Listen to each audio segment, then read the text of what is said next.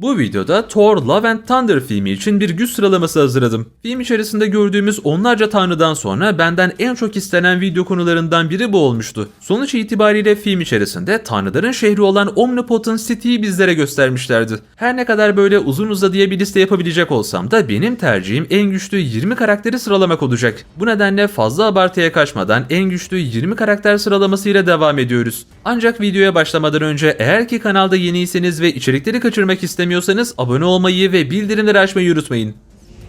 You will meet the Grandmaster in 5 seconds. You are now meeting the Grandmaster. 20 numara Isis. Burada takılıyor. Sihir tanrısı var. Rüya tanrısı. MCU'da Mısır tanrılarının ortaya çıkmasıyla birlikte Thor Love and Thunder filminde de bazı Mısır tanrıları gösterilmişti. Isis de bu Mısır tanrılarından biriydi ve evet kendisi Mısır büyü tanrısı olarak biliniyordu. Burada büyü tanrısı demek de aslında MCU'daki en iyi büyücü ya da büyülü varlıklardan biri olduğunu bizlere gösteriyor demektir. Çünkü genelde tanrıların kullandığı güçlerin büyük bir bölümü kullandıkları büyüden veya büyü bazı yeteneklerden kaynaklanıyordu. Isis de daha önce Moon Knight dizisinde birkaç defa bizlere gösterilmişti ve avatarıyla aynı kişi tarafından canlandırılıyordu. Bu nedenle Isis bir Mısır tanrısı olarak listemize girmeye fazlasıyla hak kazanıyordu. 19 numara Rapu.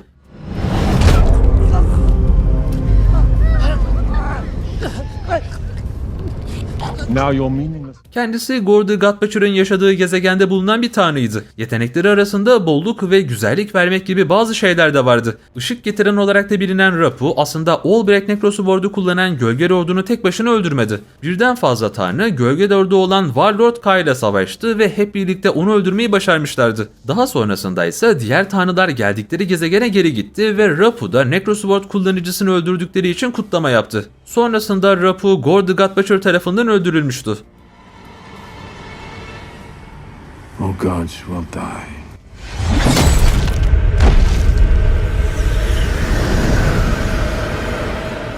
...18 numara Faligar the Behemoth. Bu kim veya ne? Faligar. Faligarların tanrısı. Görebileceğin en iyi tanrılardan biri.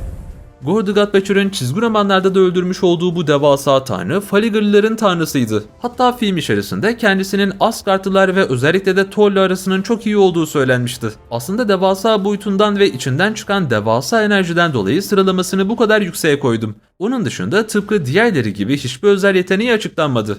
Öldürülmüş tanrılara bir bakın. En büyük kahramanlarımız maalesef ziyan oldular. Dehşet. Böyle bir şeyi kim yapar ki? 17 numara Heimdall.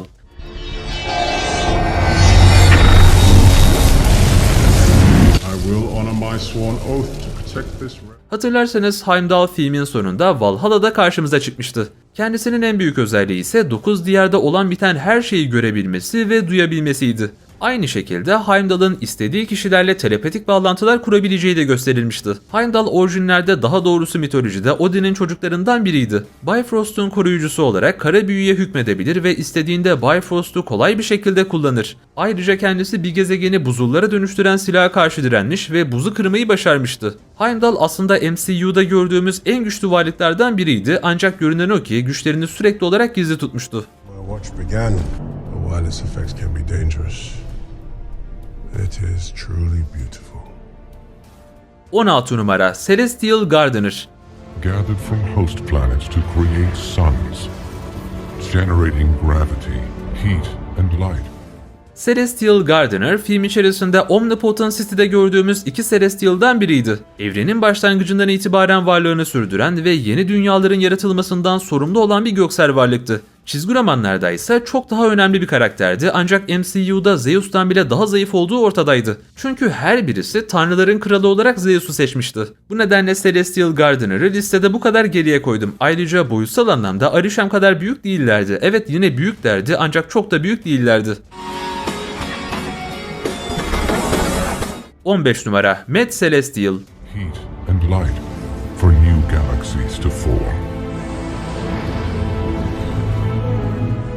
Yine çizgi romanlarda devasa bir boyuta sahip olan ve birden fazla göksel varlığın bir araya gelmesiyle oluşmuş olan devasa bir karakterdi. En azından çizgi romanlarda devasa bir şeydi ve Galactus'a karşı olan boyutunu burada da çok iyi görüyorsunuz. Normalde çizgi romanlardaki kadar büyük ve güçlü olsaydı bu listede ilk 5'e girerdi. Ancak görünüş anlamında çizgi romanlara benzese de güç konusunda yanından bile geçemez. 14 numara The Great Protector.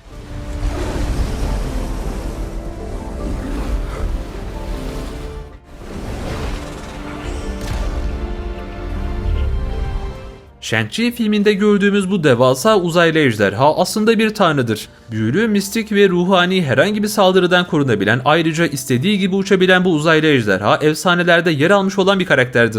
4000 yıl boyunca sadece savaşlara katıldığı açıklanan bu ejderhanın gerçek yaşı henüz bilinmiyor. Ruh yiyenlere karşı MCU'daki çoğu karakter hiçbir şey yapamazdı çünkü buna karşı büyük bir savunmaları yoktu. Bu ve bunun gibi sebepler doğrultusunda büyük koruyucuyu da listeye almak istedim.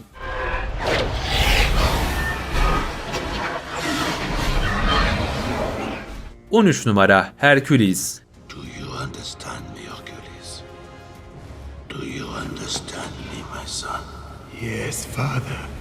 Herkül Zeus'un onlarca çocuğundan biriydi ancak fiziksel anlamda en güçlüsü dersek yeridir. Bunun sebebi ise Atlas gibi evreni taşıyabilmesi ve yerine getirdiği efsane görevlerdir. Herkül Zeus'un en çok güvendiği çocuğu olacak ki Thor'u öldürme görevini Zeus Herkül'e bırakmıştı. Zeus'un diğer çocukları da hala hayatta, hatta Ares'i Thor Ragnarok filminde bizlere göstermişlerdi. Buna rağmen Zeus'un Herkül'ü seçmesi Zeus'un en güçlü çocuğu olmasından kaynaklı olabilir. Herkül'ün tam gücü şu anda bilinmese de sadece fiziksel anlamda çok güçlü olduğunu bilmemiz yeterli. Eğer Herkül çizgi romanlarda olduğu kadar güçlü olacaksa bence MCU'da çok büyük bir potansiyeli var. 12 numara Storak.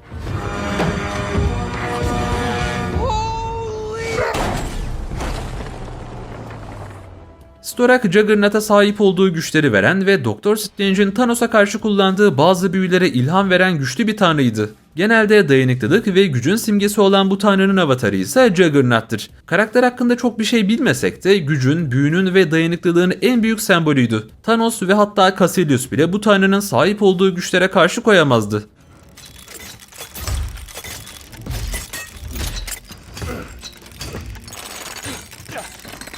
...11 numara Best. A warrior shaman received a vision from the panther goddess Bast, who led him to the heart-shaped herb. Black Panther serisinin efsane tanrısı olan Best, Thor Love and Thunder filminde bizlere gösterilmişti. Wakandalıların tanrısı olan bu karakter aslında bir Mısır tanrısıydı. Best'in nasıl güçlere sahip olduğu henüz bilinmiyor ancak Wakanda halkına ciddi kaynaklar ve öbür tarafla bağlantı sunduğu açıklandı. Burada bahsettiğimiz öbür tarafı ise Moon Knight dizisinde aslında bizlere göstermişlerdi. Yani atmosfere bakarsanız her iki tanrının götürdüğü astral boyut aslında aynı görünüyor. Bu nedenle Best her halükarda bir Mısır tanrısı olduğunu bizlere kanıtlamış oldu. Kendisi ölümsüzdür, ayrıca Black Panther'a güçlerini veren kişi de yine Best olmuştu. Yani Black Panther ve daha önce Black Panther olmuş olan herkes aslında Best'in avatarıydı. 10 numara Zeus.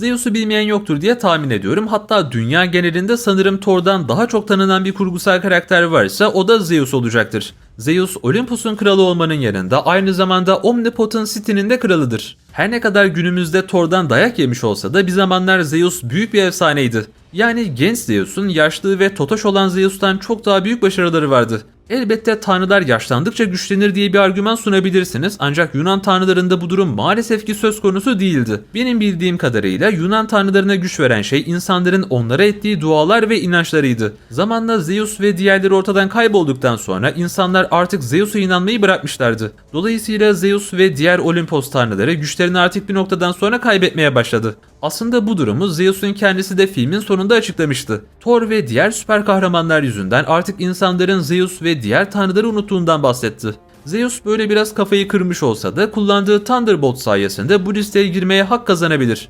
Ayrıca Zeus da ölümsüz bir karakter olduğunu film içerisinde bizlere göstermişti. Are you blind?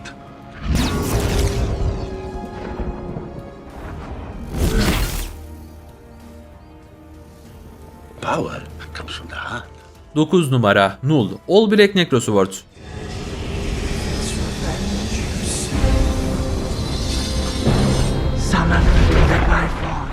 Evet, simbiyotların tanrısı olan Null'u da listeye aldım. Ancak burada Null'u Albrecht Necrosword üzerinden ölçeklendirdim. Nur herhangi bir göksel varlığı aynı zamanda bütün tanrıları öldürebilecek seviyede bir simbiyot yaratmıştı. Yani Albrecht Necrosword yaratılan ilk simbiyottu. Bu nedenle Null'u Albrecht Necrosword'a göre ölçeklendirmem bence gayet normal bir durum. Filmde Gorr the God Butcher'ın kullandığı bu silah bütün tanrıları öldürmeye çalışıyordu. Albrecht Necrosword kendi iradesine sahip olduğu için bütün ev sahiplerinin aklını ele geçirdiği de ortaya çıkmıştı. Filmde Thor dışında bütün tanrılar bu silah ve silahı kullanan Gorr karşısında çaresiz kalmıştı. Thor da Stormbreaker sayesinde Gorr'u ve Necrosword'u alt etmeyi başarmıştı. Aynı zamanda Mjolnir'i kullanan Mighty Thor, Albrecht Necrosword'u yok etmişti. Yani evet, Albrecht çok güçlüydü ancak durdurulmaz falan değildi. 8 numara Thor.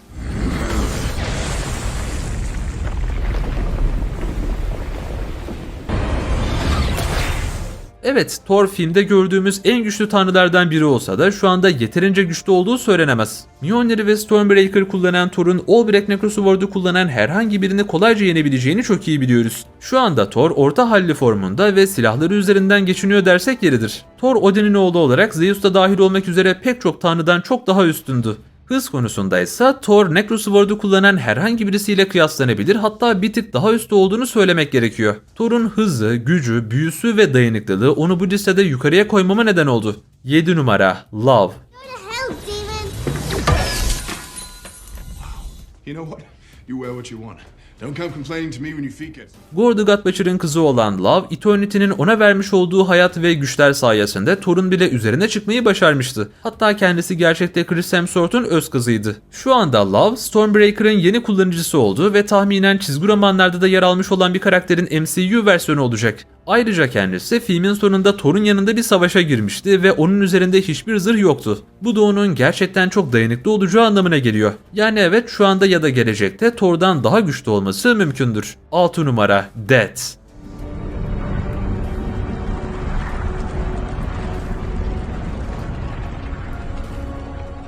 Film içerisinde Eternity'nin tapınağında gösterilen Death, MCU'daki en güçlü varlıklardan biridir. Death daha öncesinde Guardians of the Galaxy filminde de sonsuzluk taşlarını korurken gösterilmişti. Yaşayan her türlü varlığın ruhuna sahip olan ve ölümün canlı tezahürü olan bu karakter bildiğimiz anlamda ölüm kavramıdır. Her ne kadar Odin gibi güçlü olan Asgardlılar bu kavramın üzerine çıkıyor olsa da Thor henüz bu kavramın üzerine çıkmayı başaramadı. Bu arada çizgi romanlarda Thanos'un en büyük aşkı Death olmuştu. Hatta sırf onun için evrendeki hayatın yarısını yok etmişti.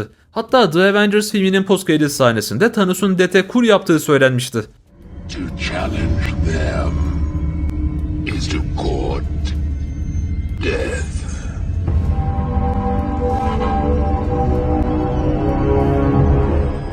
Yani evet dostlar, Death büyük bir kozmik varlık olarak bu listeye girmeye hak kazanıyor. 5 numara The Watcher.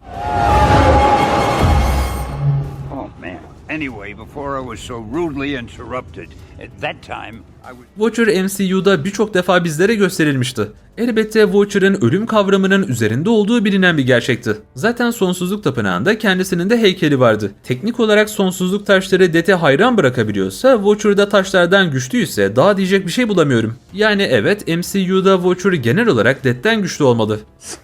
Good luck. 4 numara One Above All.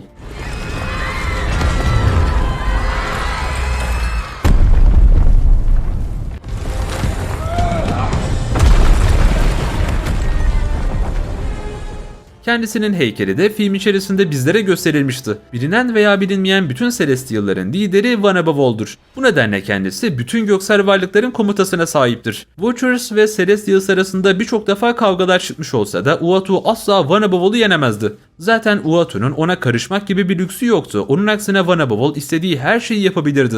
Göksel varlıklar evrenin kendisi olan Eternity'ye hizmet ediyorlardı. Ve Eternity öldüğünde, ki ölecek, göksel varlıklar yaşamaya devam edecekler. Hatta One Above All Eternity'den bile daha yaşlı dersek yeridir. Çünkü kendisi First Firmament tarafından yaratıldı, daha sonrasında 7 farklı kozmos gördü. Ve Eternity'de 7. kozmos olduğu için One Above All Eternity'den çok daha yaşlı demek oluyor. 3 numara Infinity.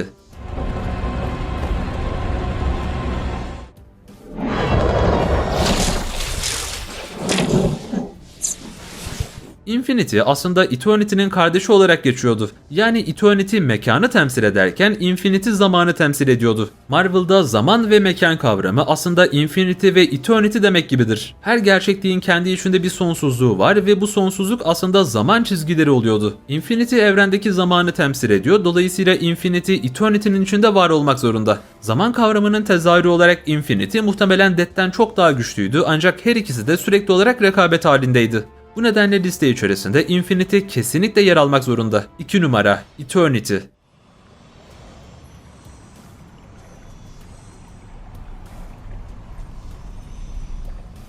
Eternity zaten filmin esas konusuydu. Kendisi evrenin kendisidir, yani mekanın sahibi dersek yeridir. Eternity evrende istediği her şeyi yapmaya gücü yeten bir varlıktı. Eğer bunu gerçekten isterse bütün tanrıları öldürebilirdi. Evrende her şeye gücü yeten bir varlık olduğu belirtilmiş olsa da öyle bir varlık daha var ki Eternity'nin güçlerini sadece o aşabiliyordu. Elbette onun adı da The Living Tribunal'dı. Ancak şunu da belirtelim dostlar, Eternity şöyle güçlü, böyle güçlü demenin de pek bir anlamı yok. Çünkü Infinity, Death, Eternity ve Entropy aslında birbirlerine bağlı olan kozmik varlıklardı.